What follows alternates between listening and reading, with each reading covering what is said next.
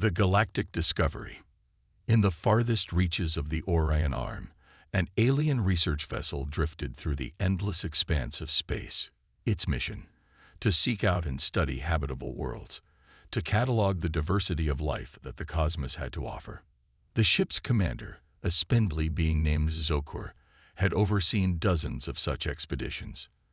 But as the vessel's scanners swept over an unremarkable yellow star, something unprecedented caught his attention.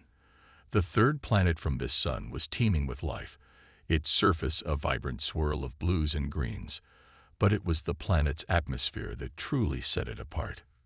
"Commander, are you seeing these readings?" The voice of Lirana, the ship's chief science officer, crackled over the intercom. The air pressure, the oxygen levels, they're far beyond the normal range for habitable planets. Zokor's large, compound eyes narrowed as he studied the data streaming across his display. Lirana was right.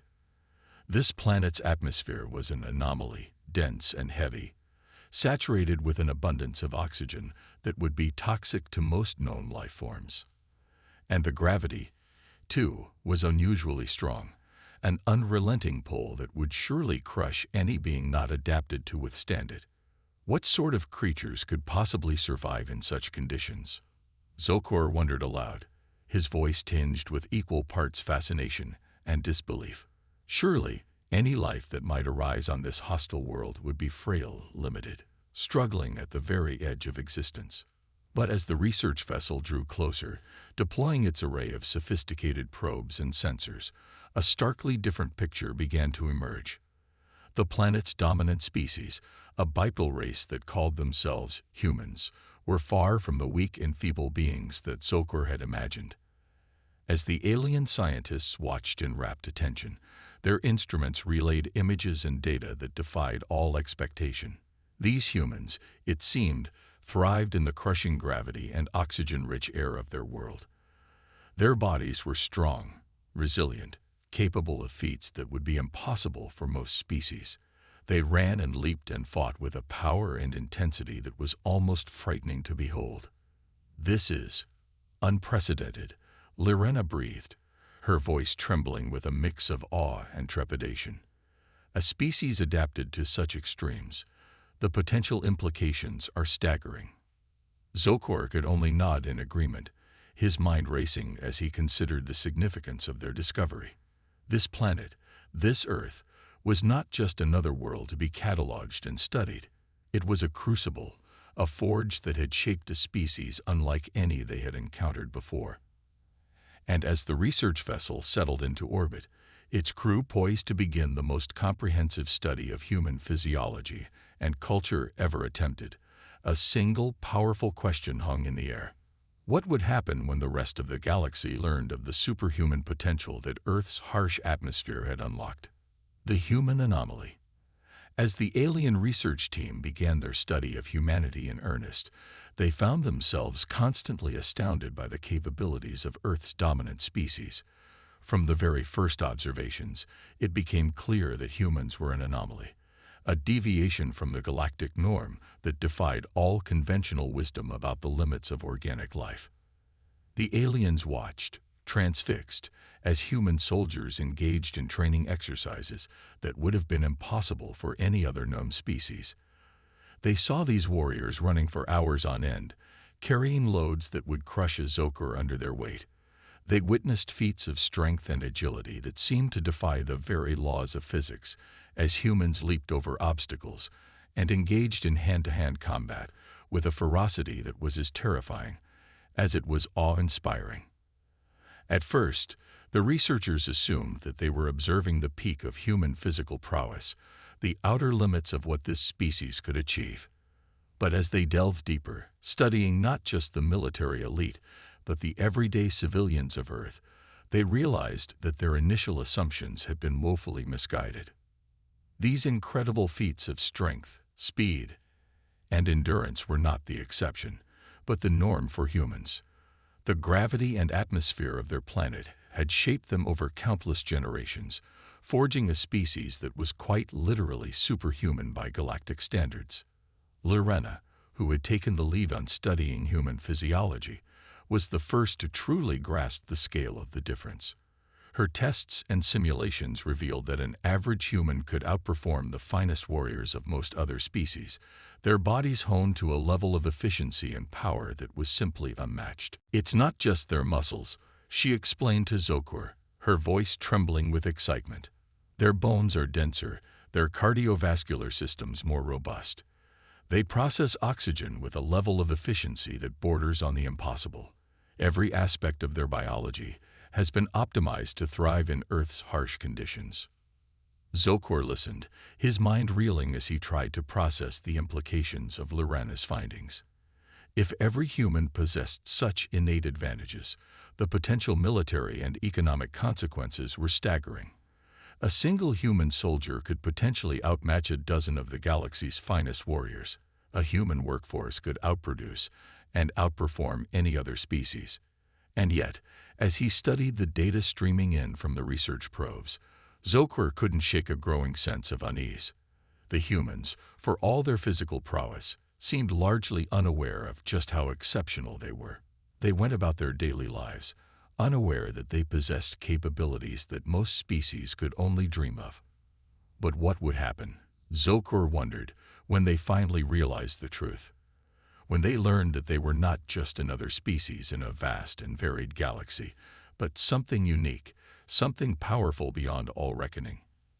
As the research vessel continued its silent observation of Earth, Zokor couldn't escape the feeling that they were witnessing the emergence of a new galactic superpower.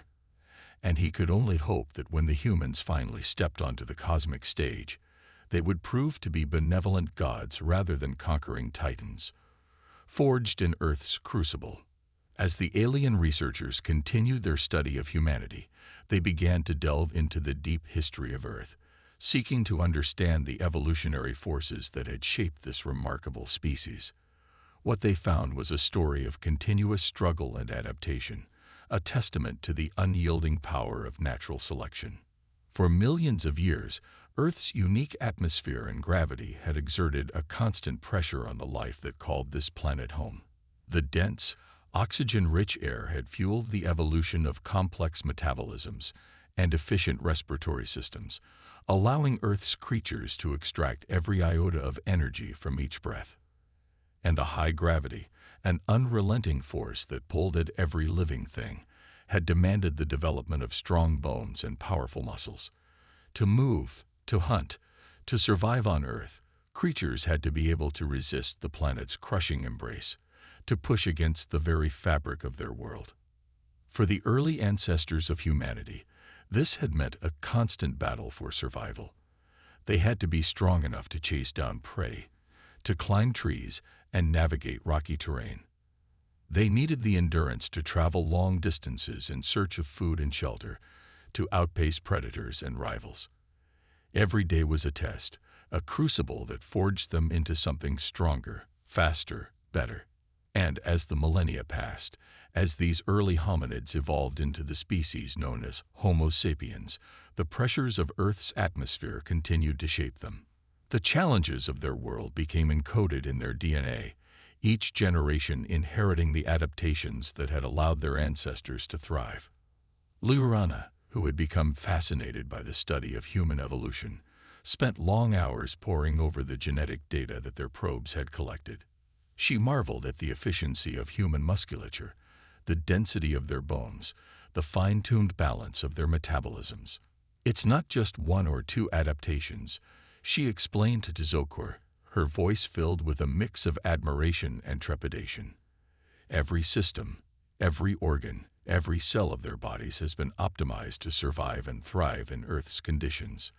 They are quite literally a product of their planet, shaped by the very air they breathe and the ground they walk upon." Zokor nodded, his mind racing as he considered the implications of Lorana's words.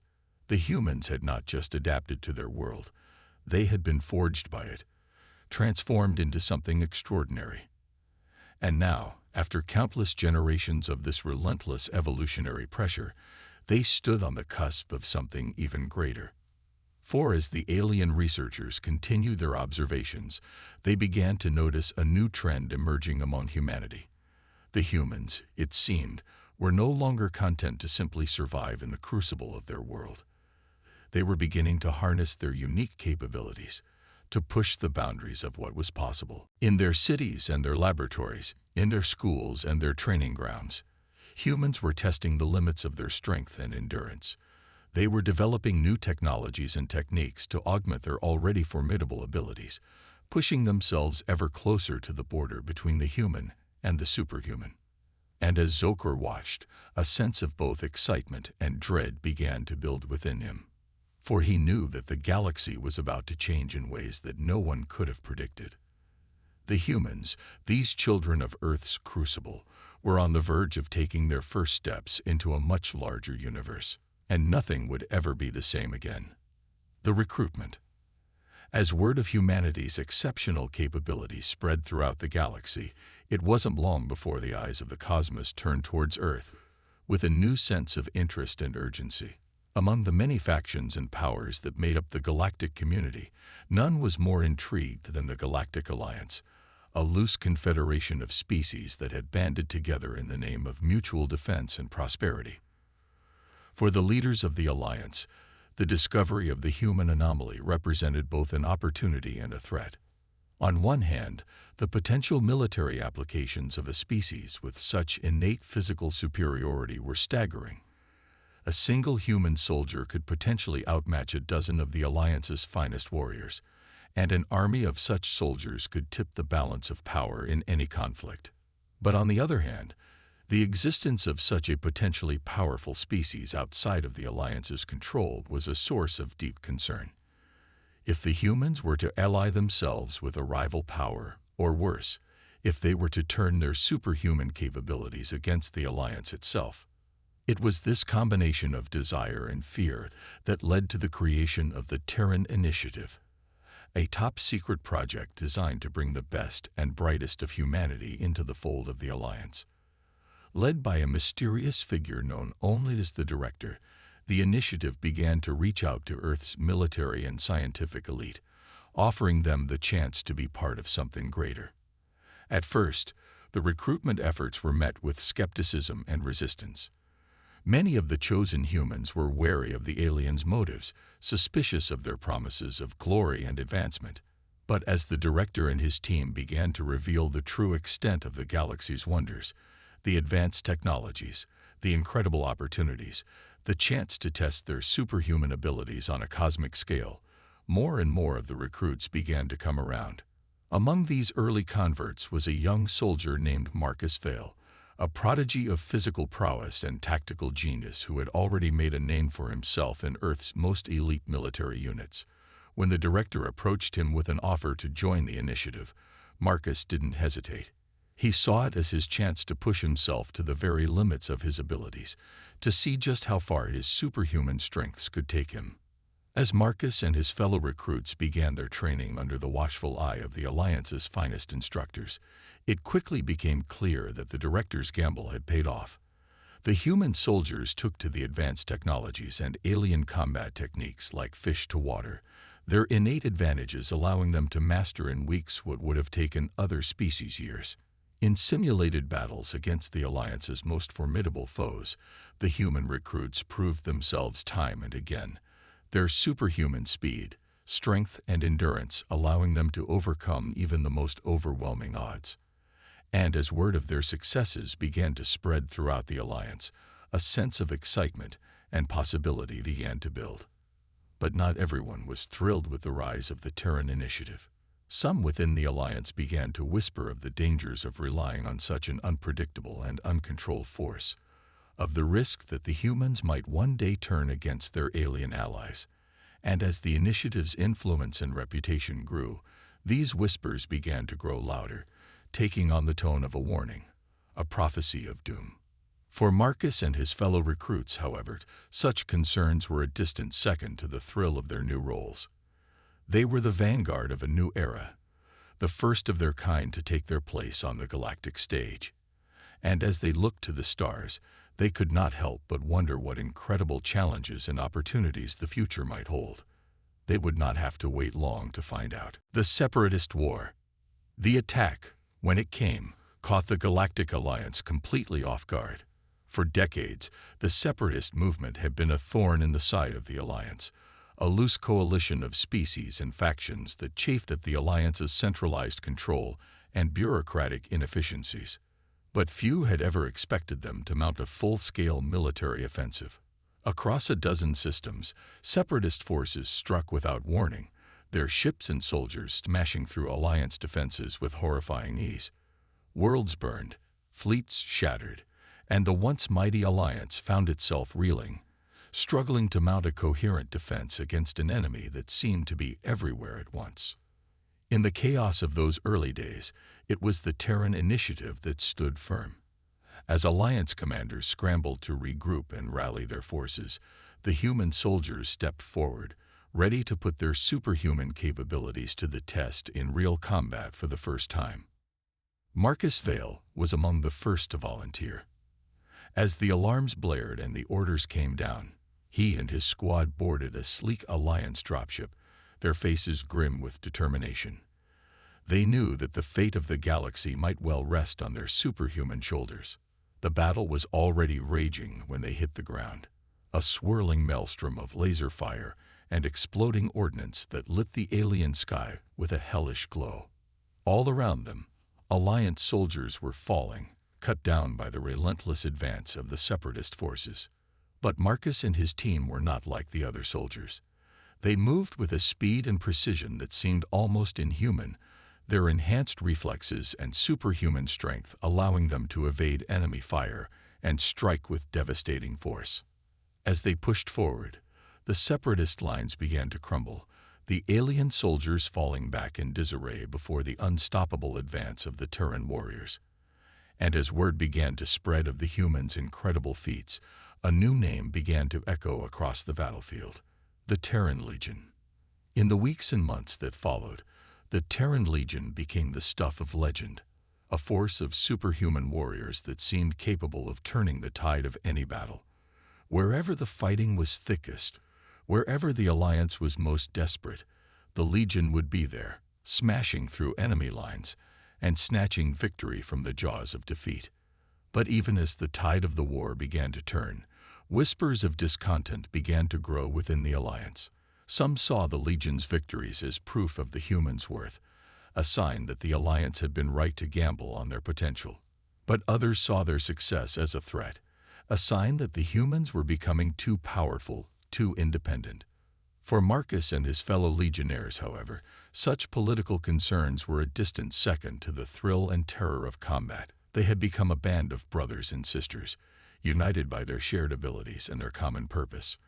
And as they pushed the separatists back, system by system, they began to feel as though they were invincible, as though there was no force in the galaxy that could stand against them.